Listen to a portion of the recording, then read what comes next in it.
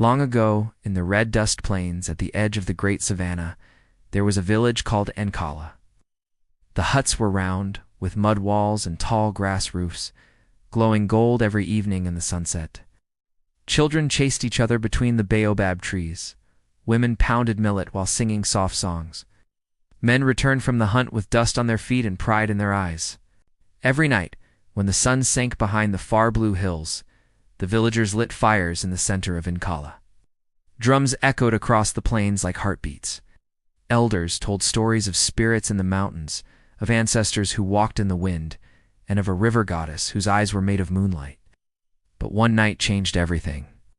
It began on a hot evening when the air felt heavy and strange. Even the birds grew quiet. The wind, which usually played with the grass and leaves, did not move. The sky turned the color of old ashes, and the sun slipped behind a thin veil of clouds. In the center of the village, near the talking drum, sat Elder Kama, the oldest man in Ancestral. His back was bent, but his eyes were sharp, shining like black stones in the firelight. People said he was so old that he remembered the time when lions still drank from the village well. That night, as the fire crackled and sparks flew up into the dark, he called the people together. "Come," he said, his voice soft but strong. "Tonight the spirits are awake." The villagers gathered. Ao, the young hunter with quick eyes. Nyasha, a girl who listened more than she spoke. Queen Malika, who ruled Ancestral with a calm face and a fierce heart. Warriors, mothers, children, and even the goats that always managed to wander too close to the fire. Kamal looked up at the sky. The moon should have been bright, but it was pale and thin, like a sick child. "Something is wrong," he said. "The ancestors are restless." A drumbeat sounded from the edge of the village. One steady, slow beat. Dum, dum, dum. But no drummer sat at the drum. The villagers turned. The drum moved by itself as if an invisible hand struck its skin. Each beat slid into their chests and made their hearts tremble. Some children began to cry. A dog whimpered and hid behind a hut. Queen Malika rose to her feet. Her bracelets shone red in the firelight. "Who plays that drum?" she called. The drum did not answer. It only beat again. Dum, dum, dum. Elder Kamal lifted a hand. "Do not fear," he said, though his voice shook. "This is a warning." "A warning for what?" Io asked. Kamal looked at the villagers one by one. "Long ago, before any of you were born, this land belonged not just to us, but to the spirits of the Hollow Mountain. We made a promise to them. We swore to respect the sacred places, to offer thanks at the river, and to never take more than we needed." The drumbeat grew faster. Dum dash, dum dash, dum dash, dum dash, dum Nyasha. Dasha. Who always watched what others missed, whispered Grandfather Kamau. "Did we break that promise?" A terrible silence followed her question. A hot wind rose suddenly, carrying dust and the smell of rain that had not yet fallen. Flames bent sideways as if pushed by unseen hands. The villagers' shadows stretched long and thin, like dark spirits trying to crawl away from their own bodies. "We have taken too much from the forest," Elder Kamau said at last. "We have cut trees without asking. Hunters have killed for pride, not for hunger. Offerings at the old baobab have grown small. The spirits have watched, the ancestors have watched." He pointed at the restless sky. "Tonight they speak. Above Nyasha, clouds twisted into strange shapes, faces, some thought or hands reaching down. Then, for the first time anyone could remember, the drums of the ancestors thundered in the distance, far beyond the village, somewhere deep in the darkness. No human hands played those drums. The sound rolled across the land like distant thunder, heavy and slow. The fires flickered, the earth vibrated. Queen Malika's eyes hardened. "What do they want from us?" Elder Kamau answered with a voice that seemed older than the stars. "They want us to listen," he said. "And if we do not—" The wind died. The drums stopped. Every sound in the world fell silent. In that deep, heavy quiet, Nyasha felt a cold breath on the back of her neck. She turned, but no one was there. That night, as the villagers went to sleep, fear walked among the huts like a thin shadow. And by morning, when the first light touched the red earth, Ancestral was gone. The huts, the well, the fire pit, the drums, everything had vanished, as if it had been swallowed by the night. only footprints remained in the dust, and the echo of a promise broken long ago. At the edge of where Nyasha once stood, 3 figures woke up under a lone baobab tree: Elder Kamau, Ao, the hunter, and Nyasha. Their bodies ached as if they had been carried far and dropped by the wind itself. Ao's bow lay beside him, his quiver half empty. Nyasha's small leather charm, given by her mother, glowed faintly against her chest. Elder Kamau's walking stick was planted upright in the ground, though he did not remember placing it there. Kasha sat up first. The air felt wrong. Where there should have been morning smoke from cooking fires, there was only the smell of dry grass and distant rain. Where there should have been laughter, there was only the endless hiss of the wind sliding over the plains. "Ao," she whispered, shaking the hunter's shoulder. He woke with a start, hand reaching for his knife. His eyes scanned the landscape, searching for danger. But there was nothing. No huts, no wells, no people. Only empty land stretching in all directions. Ao jumped to his feet. "Where's the village?" he demanded. Elder Kamau groaned as he sat up, rubbing his knees. His eyes narrowed, heavy with old knowledge. "It is not the land that moved," he said slowly. "It is Nyasha that has been taken." Nyasha's heart pounded. Taken by who? Kamau turned his face toward the far hills. They looked the same as yesterday, blue and calm. But something in the air had changed. The sky felt thicker, like a curtain had been pulled across the world. "The spirits of the hollow mountain," he said. "They have carried the village into the shadow world." As the 3 stood together, the wind picked up. It swirled around them in a small circle, lifting red dust into the air. For a moment, the dust shaped itself into the outline of huts, doorways, even the tall drum in the center of the village. Then it scattered and disappeared. Ao clenched his fists. "We must find them. My mother, my brothers, the queen, everyone. We cannot just stand here." Kalmo nodded. "We will find them. But we must walk where humans are not meant to walk." Nyasha swallowed hard. "Where is that?" Kamal tapped his stick on the ground 3 times. The sound echoed like wood striking stone, even though the soil was soft. "To the hollow mountain," he said. "To the place where the spirits sleep and wake. If we are brave enough to face them, perhaps they will return our people." The wind seemed to listen. It carried a faint sound, like drums beaten with feathers, drifting from very far away. Nyasha shivered. What if the spirits do not want to give them back? Elder Kamau looked at her with sad eyes. "Then we will have to remind them," he said, "that we too are children of this land." They began to walk. The sun climbed higher, burning down on them. The grass scratched their legs. In the distance, herds of antelope moved like flowing shadows. Vultures turned in slow circles in the sky. Ao walked ahead, his hunter's eyes sharp, watching for danger. Nyasha walked beside Kamau, listening. She could hear things in the wind, no soft whispers that were not words, but feelings, regret, anger, sorrow. At midday, they reached a dry riverbed. Cracked earth lay where the water should have been, like broken brown mirrors. Kamau frowned. "This river never dries," he said. "It's not even in the deepest dry season." "Did the spirits drink it?" Nyasha asked. "Or did the land itself close its mouth?" Kamau muttered. They crossed the empty river. As they climbed the far bank, Nyasha paused. There in the dust was a footprint, small, familiar. It was her mother's look. She cried. They were here. More footprints appeared as they looked closer, a confusion of shapes, all leading in the same direction.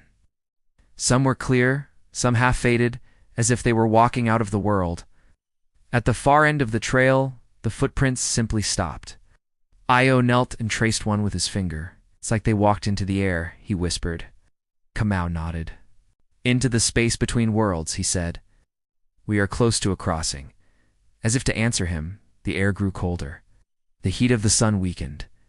Shadows thickened under the few trees that grew along the river bank. Far away, thunder rolled, though the sky above them was clear. Nyasha looked at Elder Kamau. "How do we cross?" He lifted his stick and pointed to a lonely hill, standing alone beyond the river. At its top, A single black stone rose from the ground like a tooth. "That is an old place," he said. "It's older than our village, older than my father's father's father. It is where the ancestors first spoke to the spirits of the mountain. If there is a door between worlds, it will be there." As they walked toward the hill, the wind changed.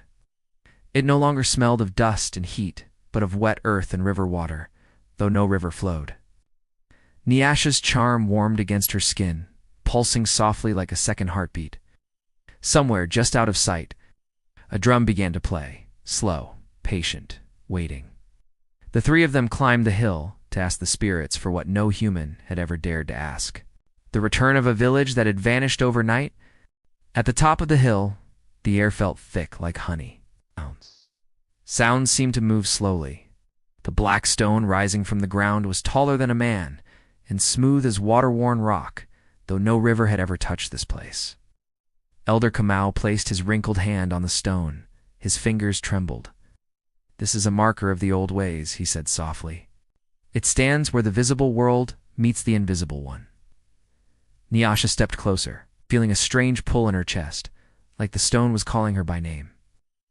Ao stayed a few steps back, his hand on his bow, not trusting what he did not understand. "What do we do now?" Ao asked. Kamau closed his eyes. "We speak, we listen." He began to hum a low, deep sound, older than any song Nyasha had heard in the village. The note vibrated in the air, sliding along her skin like cool water. Soon, he shaped the hum into words, chanting in a language so old that even the elders rarely spoke it. Nyasha did not know the meaning, but she knew the feeling: respect, sorrow, a plea. The wind joined his voice, swirling around the stone. The sky darkened, not with clouds, but with something else, like a shadow spreading across the day. Ao watched, holding his breath. Suddenly, the stone shuddered. A thin line of light appeared across its surface, like a crack opening in the night. It grew wider, stretching from the base to the top, spilling out a pale, bluish glow that did not belong to this world. Nyasha's eyes widened. "Is that the door?" Kamau stepped back, breathing hard. Sweat shone on his forehead. "It is a window," he said. "A door opens only for those the spirits recognize." A faint, faraway sound floated from the cracked voices. Many voices, some crying, some calling names, some praying. Nyasha's heart leaped. "That's them," she whispered. "That's our village." She stepped closer without thinking. The glow touched her skin. It was cold and warm at the same time, like standing in the river at night under a full moon. A voice came clearly through the light. "Nyasha," she froze. It was her mother. "Nyasha, is that you?" The voice trembled, wrapped in fear and hope. Tears filled Nyasha's eyes. "Mama," she cried, pressing her hands to the stone. "Hey, where are you?" Through the crack, vague shapes moved, a circle of huts, a pale sky, people walking slowly as if their feet were heavy. The world on the other side looked the same, yet not the same, as if someone had taken Nkala and washed all the color out of it. "We are trapped," her mother's voice said. "We wake, we walk, we sleep, but the sun does not warm us. The drums do not sound. The spirits watch us, but do not speak." Queen Maleka's voice rose behind her. "Who is there? Who speaks to us?" "It is Nyasha," Kamau called, his voice firm. "Nyasha, Ao, and old Kamau. We stand in the living world at the hill of the first promise." The shapes beyond the crack came closer. Nyasha could almost see faces now, pale and blurred, like reflections on disturbed water. "Nyasha, you should not have come," Queen Maleka said. "Spirits are angry. They took us so that the land would remember fear. If they find you here, they will not be kind." "We did wrong," Kamau said. "We forgot the old laws, forgot that the trees, the rivers, the mountains are not just things, but people of another kind. We have come to ask for a path to make this right."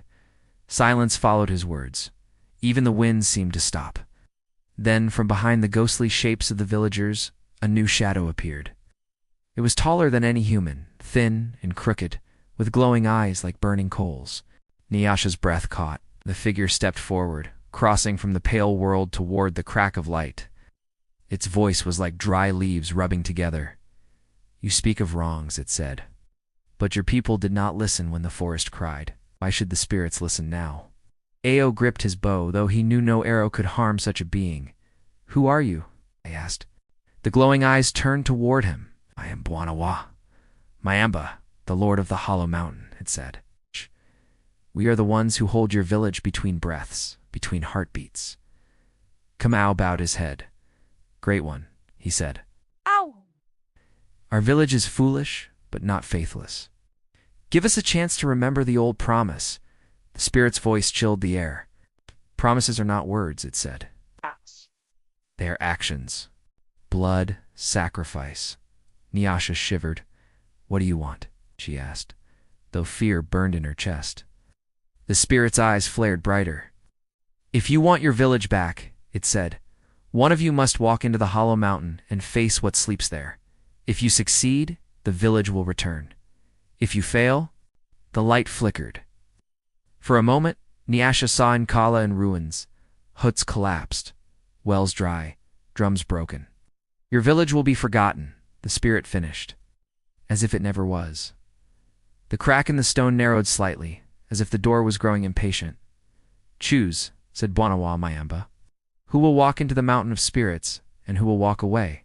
The air pressed in on them, heavy with the weight of a choice that would decide the fate of every soul in Nkala. Elder Kamau Nyasha and Ao stood in the strange light of the cracked stone, the spirit's words hanging over them like a storm cloud. One must walk into the Hollow Mountain. Bwanawa Myamba had said. One must face what sleeps there. Ao stepped forward first. I will go, he said quickly. I am a hunter. I know how to face danger. Nyasha grabbed his arm. You hunt animals, not spirits, she whispered. No, this is different. Danger is danger, Ao replied, but his voice did not sound as sure as his words. Elder Kamau shook his head. You are brave, Ao, he said, but the Hollow Mountain does not test only courage. It tests the heart. The spirit watched them, eyes burning patiently. Nyasha looked at the crack in the stone again. Her mother's face shimmered faintly on the other side now, half-formed, as if made of smoke and light. The queen's silhouette stood behind her. Children clung to the queen's robe. Mama, Nyasha whispered, if someone goes into the mountain, will the spirits free you? Her mother's voice reached through like a breeze. If the spirits are satisfied, she said, they will keep their side of the bargain. They always do. So that is their way. Always keep their bargains, even if the price is terrible. Nyasha turned back to Kamau, grandfather. She said softly, you are old, your legs shake, your breath is short. You are wise, but the mountain will break your body before you reach its heart. Kamau smiled sadly. Child, I have walked many paths, he said.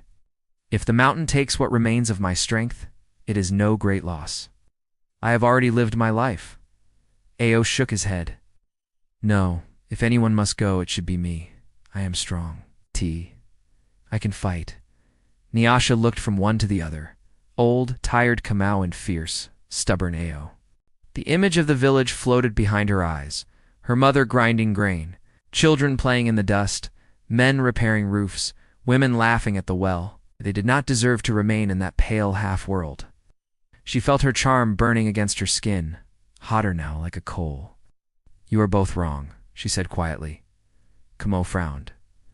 What do you mean? Nyasha drew in a slow breath. The wind around the hills stirred, twisting her hair around her face. The spirits did not call your names, she said. They called mine. Kamau opened his mouth to argue, but then he stopped.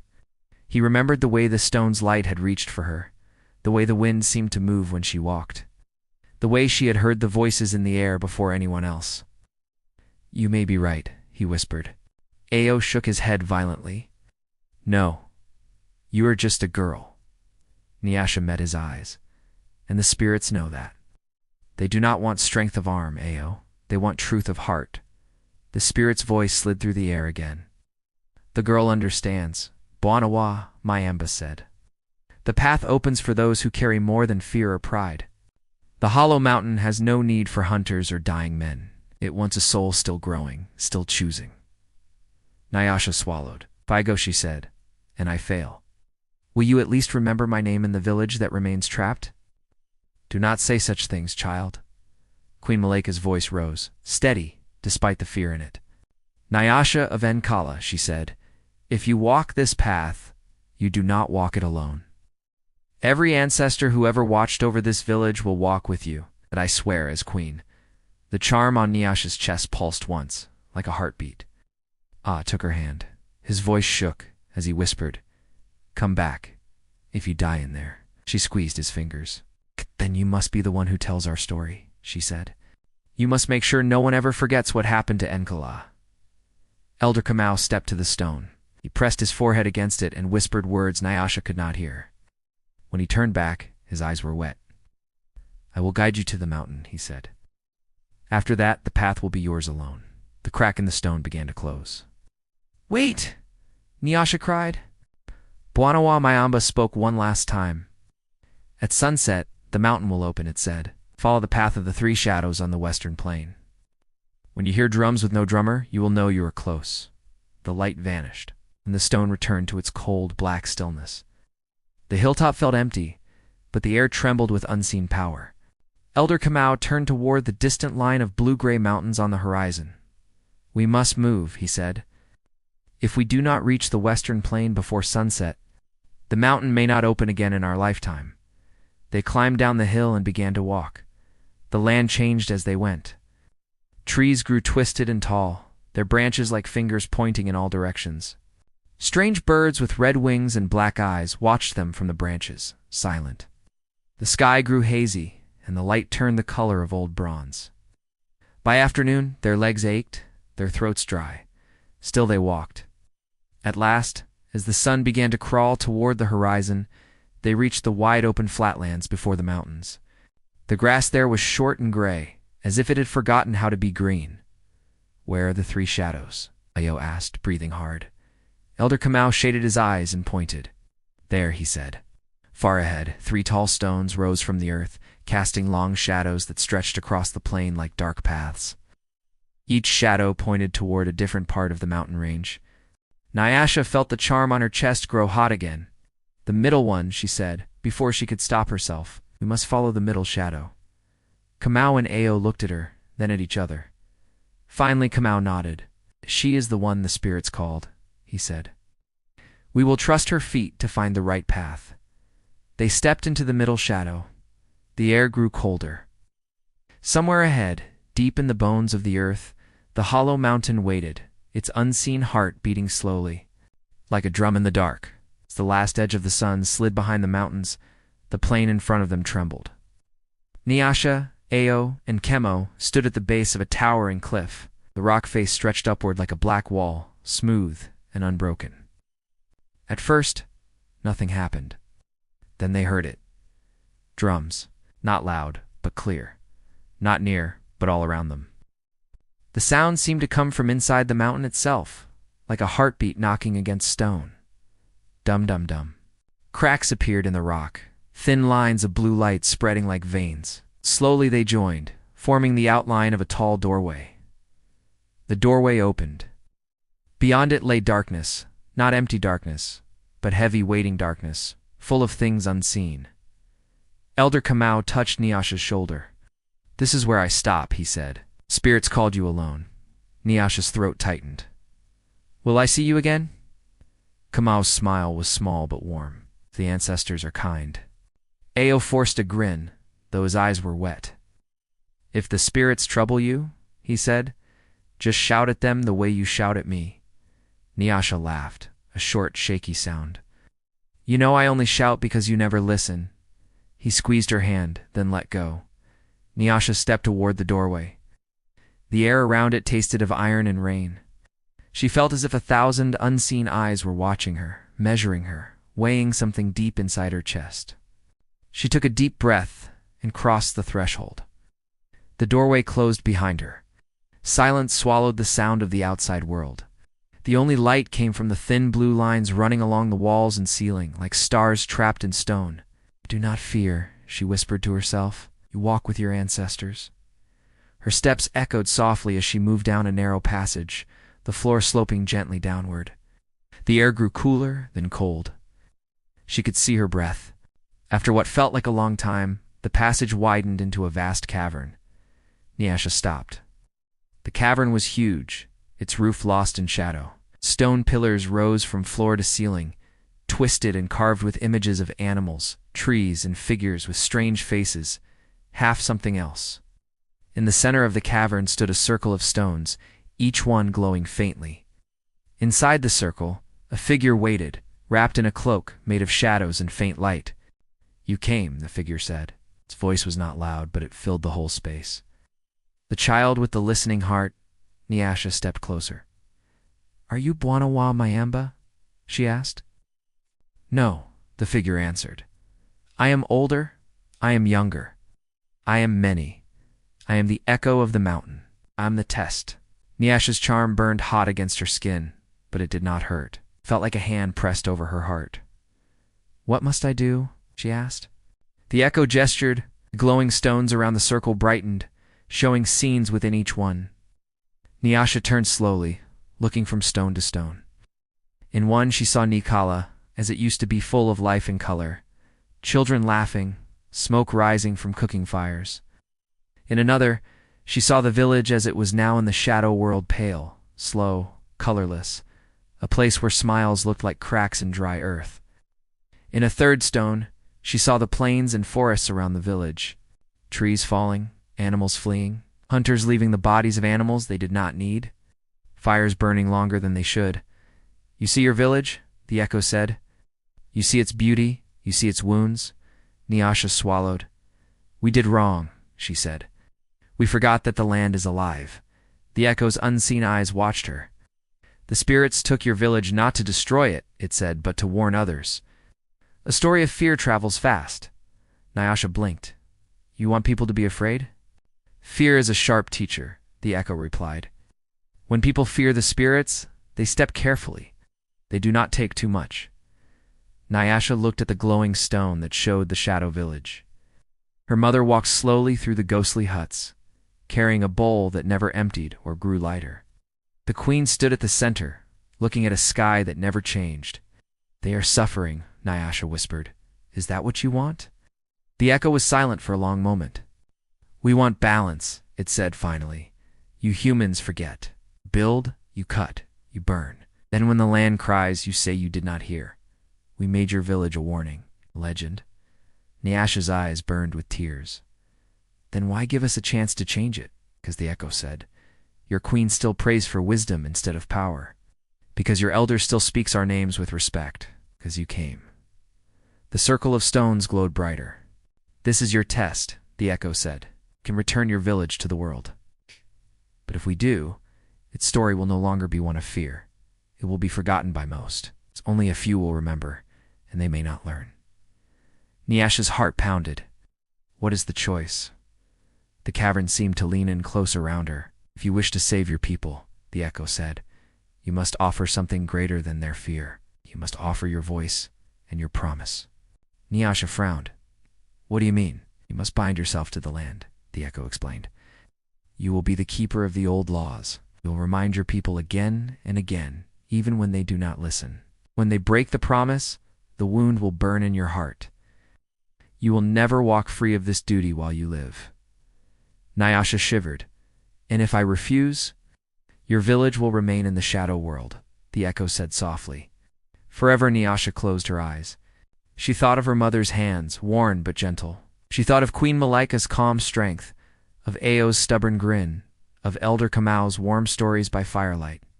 She thought of the baobab tree, the river, the wind in the tall grass. Also thought of hunters killing for pride, of trees cut without offering thanks, of small sacrifices made with lazy hands and empty hearts. "Will my promise be enough?" she asked. "Alone," the echo said. "No, but it will be a beginning. Beginnings matter." Nyasha took a deep breath.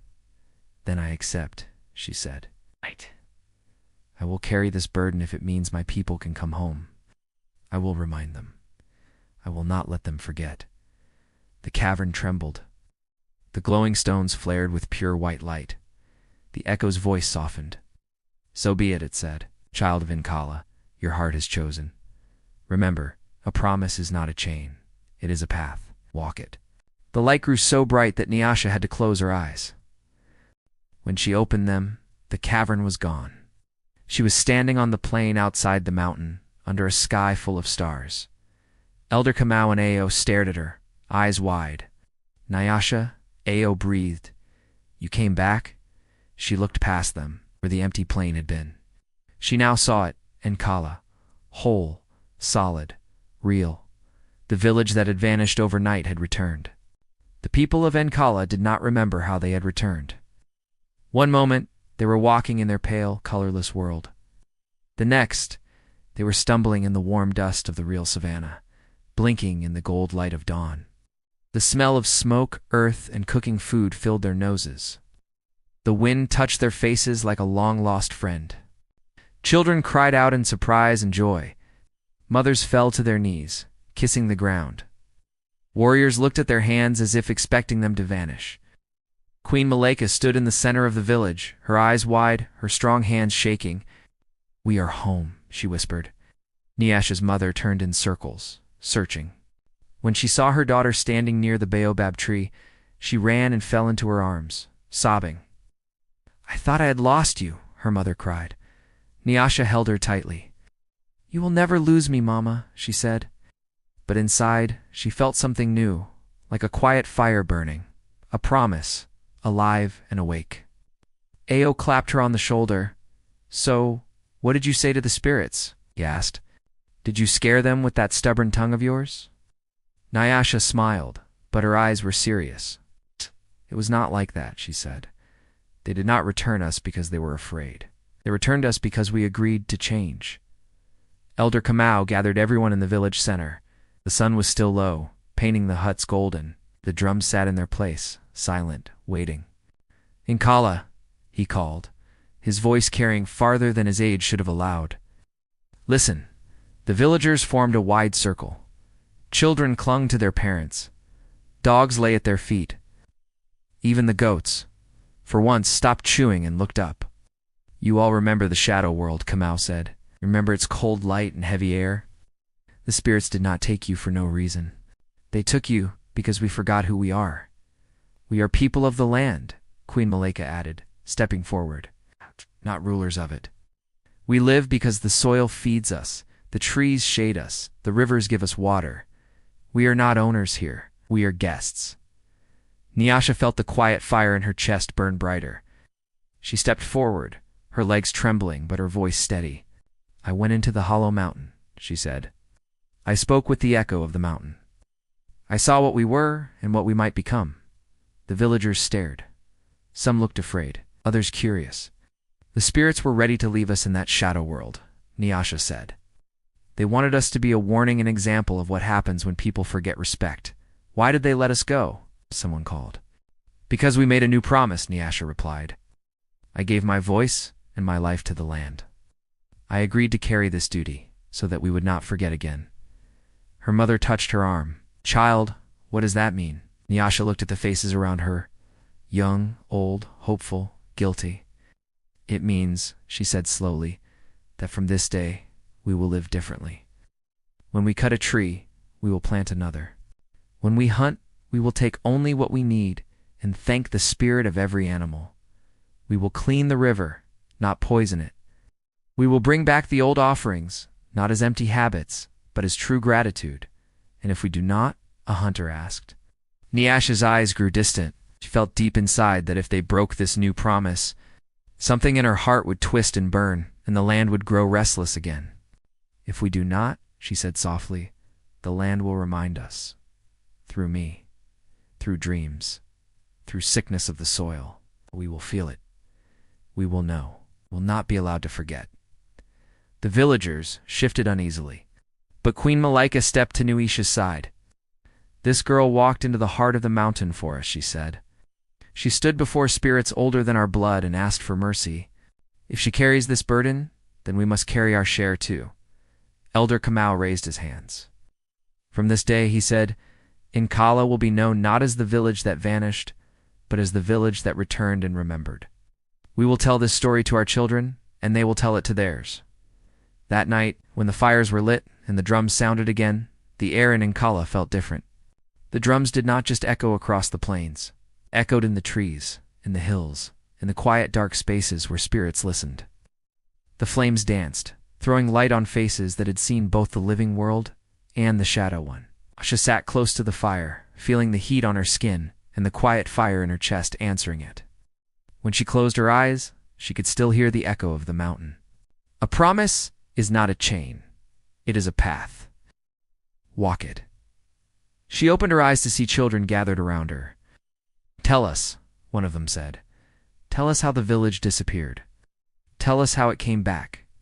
Nyasha smiled. She began to speak, not in high, complicated words, but in simple ones, clear as river water. She told them about the night the drum beat by itself, about the sky turning pale, about the hill and the black stone, about the crack of light, the shadow world, the hollow mountain, the echo, and the choice. She did not make the spirits into monsters, nor into gentle friends. She told them the truth, that the land is alive, that forgetting this brings danger, that remembering it brings life. The children listened, eyes wide. The wind moved softly through the roofs of the huts, like someone passing by, pleased. Years later, when Nyasha was older and her hair began to silver at the edges, people in faraway villages still told the story of Enkolotha village that vanished overnight and came back with a new heart. Some told it as a warning. Some told it as a miracle. But in Ankala itself, they told it as a promise. And the moral of their legend was simple. If you forget the spirit of the land, you will lose everything. If you respect it, you will always find your way home.